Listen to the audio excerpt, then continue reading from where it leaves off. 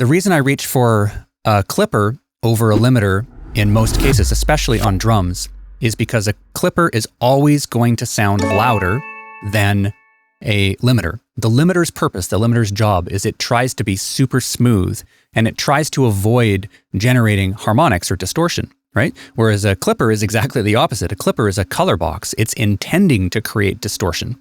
And when I'm shaving peak level off drums, if you use a limiter for that, the limiter is going to do so in a way that can make your transients feel dull and pushed back and kind of quiet because it's trying to be smooth. Whereas the clipper is wave shaping. It's so fast because it has no attack and release.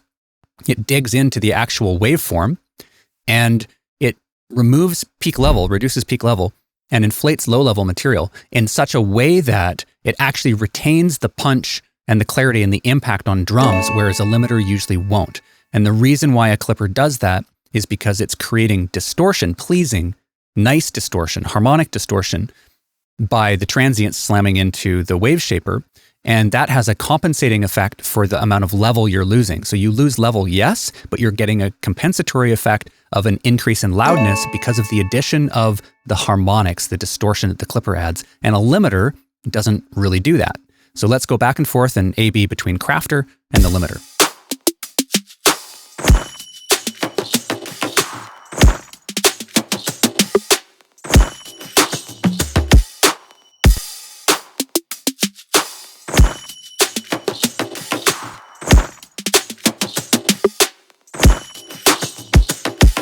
Right? So you're hearing there's definitely more distortion.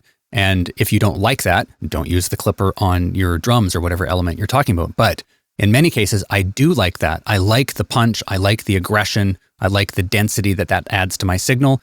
And so I reach for a soft clipper way more often than I reach for a limiter when I'm mixing.